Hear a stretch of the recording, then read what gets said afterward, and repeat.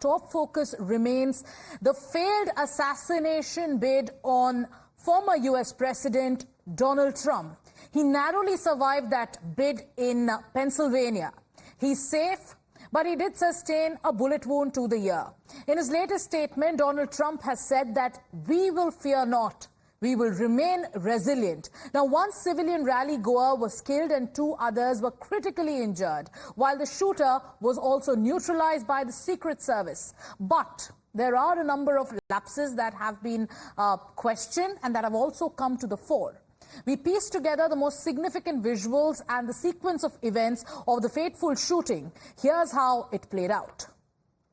And look what happened to our country.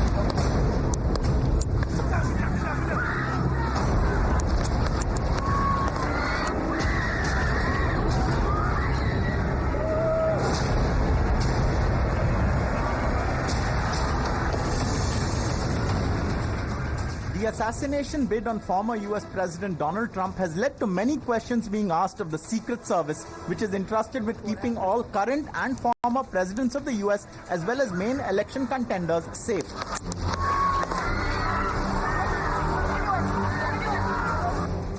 Trump had barely begun his speech at Butler, Pennsylvania, when multiple shots were fired in his direction, one of them grazing his ear.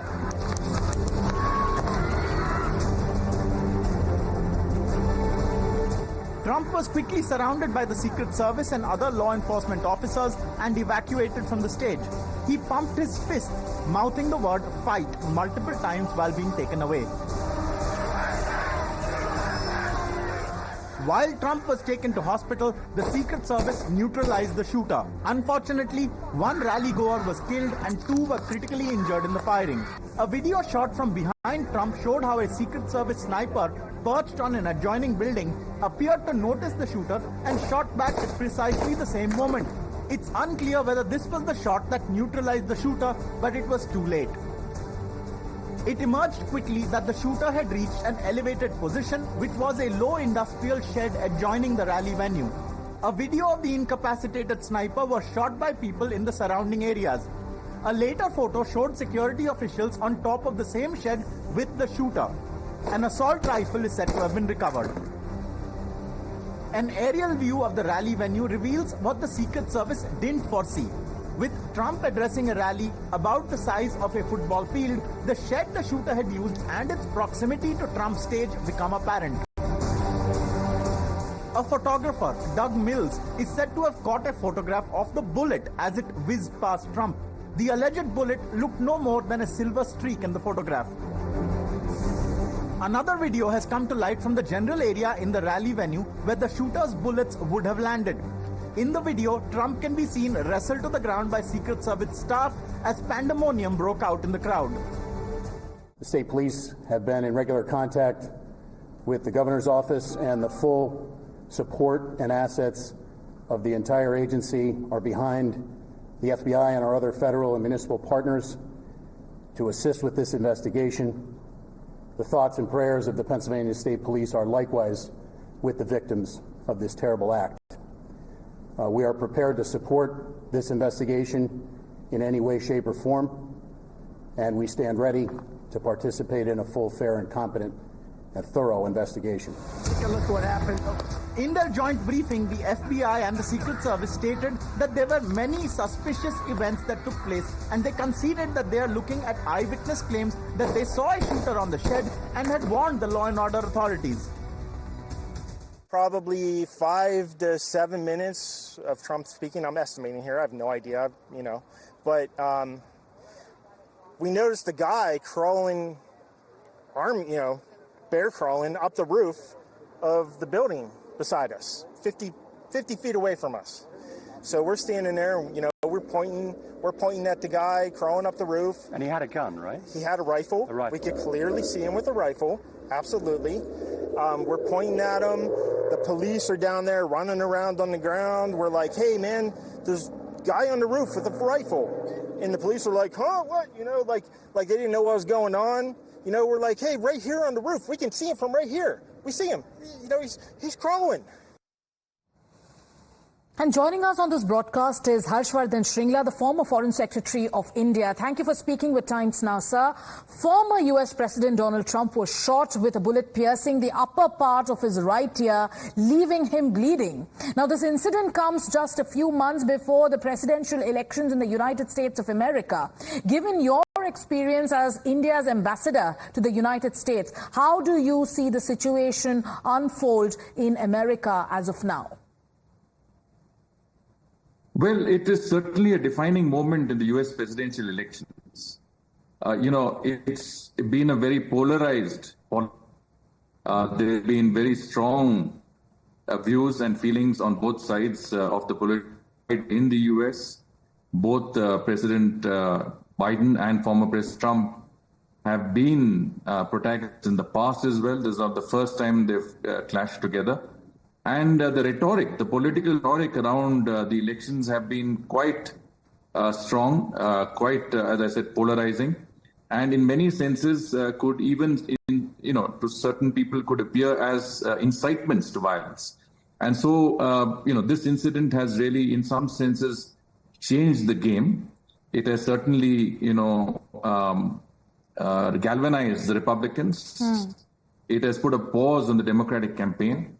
And I think, when Trump goes for his Republican convention in Milwaukee later this week, he's going to get quite a rousing reception when he accepts the nomination from the Republican Party. So in a certain sense, it has been a bit of a game changer, and to what extent we'll have to see.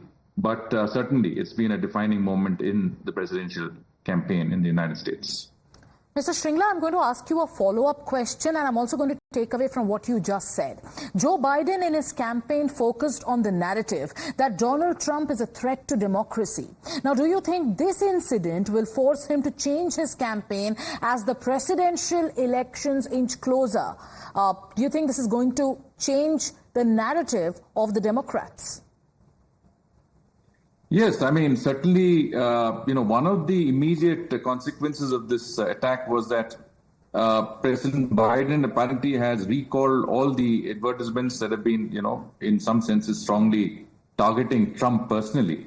So clearly, there is a sense that some of the rhetoric could play out badly. Both sides have made very strong statements. The Republicans have portrayed Trump as an authoritarian fascist who must be stopped at any cost. And it was President Biden who said that, it's time to put Trump in a bullseye. Trump hasn't been, hasn't held back the punches either on his side. He has talked about a bloodbath if he was not elected. He has definitely, in some senses, incited his own followers. But that's the way the campaign is. It's quite, as I said, there's a strong sense of polarization. There are not only ideological differences, but there are personal. There's a level of personal animosity that you don't always see in these presidential campaigns. And that's, in a certain sense, playing out. This particular assassination attempt, which in America you haven't had too many of such incidents in recent years. There have been many events in the past. If you remember, in 1981, Ronald Reagan was shot and injured, and then he went on to win the presidency after that.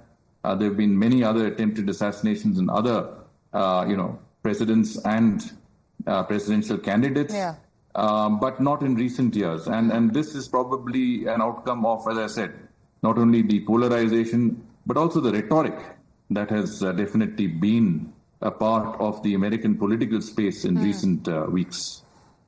Now, this incitement, this charge has also made its way into the politics in India. Now, after the attack on Donald Trump, a verbal confrontation has also, ignited in our country. Leaders of the Bharatiya Janata Party are connecting the attack on Trump to incidents involving Prime Minister Narendra Modi. They've highlighted what happened in 2013 in the Patna bomb blast. They've spoken about Bhima Koregaon. They've also spoken about a major security lapse in Punjab in 2022. Now, there are leaders of the BJP who are saying that these violent incidents, have some correlation to the statements made by various leaders against Prime Minister Modi. Now, how do you perceive this political clash that's heightening the risk to politicians in public? And what do you, to what extent do you think is this charge true?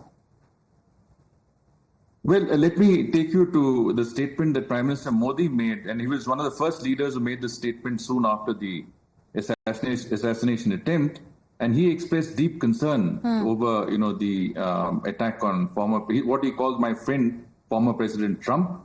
He strongly condemns the incident, and he says violence has no place in politics and democracy. Yeah. So I think that is interesting. I think the Prime Minister makes it very clear that, when you are talking about democracy, when it comes to politics, violence should not be a factor in this. If you see, President Biden has made somewhat the same statement. He said it's unacceptable to have political violence, and he said it's a shame. And I think, there is a common ground. Within our country, of course, I think there have been, lapses in security. There's no doubt about that. Yeah. There are incidents that have occurred from time to time, and it takes only one lapse in security for a catastrophic consequence. So I think security, especially of our top leaders, has to be taken very, very seriously. I don't think there is any scope for a climate in which incitement to violence should prevail. And if there's any lesson that we see from the possible questions that are being asked about, security, the U.S. Secret Service lapses, the fact that this person was only 150 yards away, he was right in front, he had a line of sight. How is it that it was allowed to happen? Bystanders also saw him, tried to alert the police. This is something that I think we have to note in our own country, and we cannot allow any such lapses to occur when it comes to the security of our leadership, for the simple reason that the consequences will be there for the country to bear. And I think whether it is a state in which is part of the ruling dispensation or it's an opposition state, there can be no laxity on security whatsoever. Absolutely. You cannot compromise on that essential aspect. You may have your differences politically, but when it comes to the security of your prime minister, of your leadership, of important personalities, there can be absolutely no compromise, given the fact that one small lapse could lead to, as I said, very, very serious consequences, not only, for the leaders involved, but for the country. Imagine what would happen if there was, a similar incident, a serious incident of this nature in India. I think it would really result in situations that we would not like to see. So there is a point here in saying that security has to be taken seriously, that we cannot allow security lapses, and that irrespective of our political differences, we need to come together when it comes to essential aspects, that violence in the political space cannot be condoned and cannot be allowed. And, I would like you to elaborate on that further, because that has become one of the biggest talking points here in the country. Now, given that in India, we have lost 2 prime ministers to assassinations in the past, what lessons does this incident have for us, in terms of staying constantly vigilant, not just with respect to the safety of the heads of state and the government, but also when it comes to opposition leaders? Well, if you look at a comparative view from where we were in the 1980s to where we are now, I think security has come a long way. And certainly the assassinations of 2 former prime ministers, I think has been a salutary lesson for our security agencies. The SPG, which guards the prime minister today, has a much clearer mandate. I mean, they only guard the prime minister. Their responsibility is only towards the prime minister. Earlier, the SPG did take care of other security, but it's now fairly focused. And I think it's very well organized. But to have comprehensive security is not just the inner ring. You need the outer rings of security also to be vigilant. You need good intelligence. You need the cooperation of the law and order authorities, which includes state authorities. And so here, I think we possibly lack that level of, I would say, organization when it comes to comprehensive security. So you need to ensure that security is comprehensive and that all aspects of the security are cooperating and collaborating in a manner that would give no space, I repeat, no space to any possible incident that could have implications on the security of our top leadership. Yeah. And this is something I think which is very much part of the political rhetoric. And again, I think our political parties and interlocutors or protagonists must think very, very carefully before they say things in the public domain that could have implications, that could incite others, or could have basically, lead to certain acts of violence for which you are indirectly responsible. I think there we need to definitely draw the line, and we need to ensure that whether you're from the ruling dispensation or you're from the opposition, your actions do not lead to political violence. And as I think Prime Minister has correctly said, there is no place for violence in politics or democracy. And I think this is something that we need to think and internalize in our political discourse. Absolutely. And, there's another aspect of, to the failed assassination attempt on former US President Donald Trump. And it is also bringing to the forefront the issue that has been haunting the United States for the longest time. We're talking about gun violence. Do you think this incident will change any view and perspective in the US? And also when it comes to India, what are the lessons for India? Well, fortunately, in our country, there are much stricter rules in terms of, availability of weapons and licensing and so on and so forth. In America, it's different because, part of the First Amendment was the right to carry and bear firearms. And this comes from a time when the U.S. was really coming together as a nation. There were disparate groups and, dealing with the new country. And everybody was fiercely independent, and so the right to bear and carry arms has been there right from that time. And today, of course, there have been a number of reforms, but the fact, as you pointed out, is that a 20-year-old Thomas Matthew Crooks could go out and get an Armalite 15, which is a semi-automatic rifle. It's not a sniper rifle, but at 150 yards, it could do lethal damage. And I think this is something that is a matter of concern, and the American people have seen many incidents of gun violence, including in schools involving children. And clearly, I think, this is something that the U.S.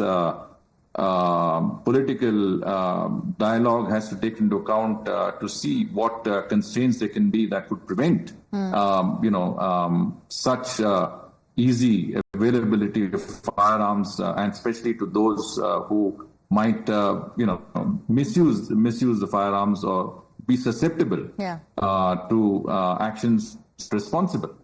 There are people who carry firearms, who know how to use them. I myself am a licensed firearm bearer. I know how to use my weapons. But there are people who, as you say, young people, 19 years old, 20 years old, who get these weapons. And it could be very dangerous. I mean, it could be clearly, we've seen that in America. So they have to look at how to control this gun culture in a manner that does not infringe on the rights of, Americans to bear firearms, but at the same time reduces drastically these incidents that can endanger the lives of innocent people in that country. I will ask you two questions, as we wrap up this interview, sir. What, according to you, will change, as you already said, that this is a defining moment in U.S., elections in the campaign. What do you think will be the political implications, in the elections, and also takeaways for Indian agencies? What do you think Indian agencies can adopt from this incident? Well, I think, in terms of the U.S. Presidential elections, this, in my view, could be a game changer. And I'm saying this, with the very conscious sense that, many of our viewers may not be familiar with the U.S. Political terrain. But the fact is that, I think people in the United States, the general sentiment is to have strong leadership. And although in some cases President Trump may be leading, and in some cases President Biden might be at an equal level in certain polls, but the fact of the matter is this incident really shows that President Trump, even though he was down, he almost lost his life. He had a near-death experience, was able to get up, insist with the Secret Service that he wanted to signal his supporters there, and he raised his fist and he said, "Fight, fight, fight." And there were chants of USA all over. Basically, it is a sense that here is someone who has a strength and resilience. Here is someone who's, as in America, they say, you can be knocked down, but it really depends on how you get up. And President Trump did get up, and he did, show that he was not fazed by this incident. And I think that will hold him in good stead because, at the end of the day, the undecided voter is trying to see who would be a more decisive, stronger president for the United States. They're fully aware that the U.S. has, a sort of not only a lot of implications within their country, but it has a certain global role. And they would like to see a president who is able to take that, baton and go forward in a way that meets their aspirations and expectations. And what this incident has shown is that Trump has been really, up to it, up to the mark. At the same time, President Biden, by making a statement that political violence is unacceptable, that this was a sick act, I think has also been quite, I would say, forthcoming. He's spoken to Trump also. He's shown that he has, the political sagacity and I would say generosity to, reach out to his political opponent at this time of polarization. So there is a strong difference there between the two sides, but President Trump seems to have seized the moment. And that is why I call it a defining moment and in some senses a game changer in the U.S. presidential elections.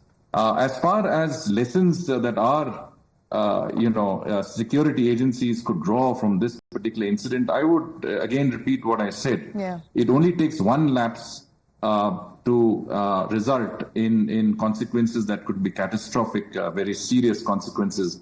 You're talking about people who are at absolute top leadership positions.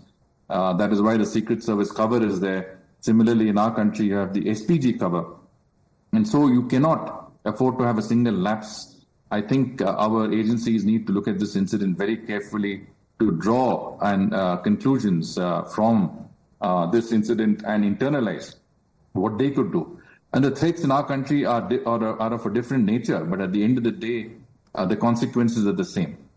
If you were to lose, a top leader or an aspiring person who's aspiring to be a prime minister, I think the consequences could be quite severe. Yeah. And so definitely we need to look at what we can do, not only to strengthen our own, I would say, security apparatus, which is around the prime minister and the top leadership, but also at the second and third levels of security, which is where the weaknesses lie, especially when it comes to law and order. The prime minister travels to different states. You need the state police to be equally committed to his security. You need intelligence agencies to provide inputs. All of these, I think, need to be taken into account. Clearly, the U.S. will have to really look at some of the alleged lapses on the part of the security agencies there, including the Secret Service. Because, the incident could, in some senses, it appears, have been avoided. So can we also look at what could be avoided in our, in our security and what could be preemptive steps that could prevent any scope for any incident that could have implications on the security of our leadership. Thank you so much, Mr. Shringla, for joining us and for, in fact, breaking it down so comprehensively.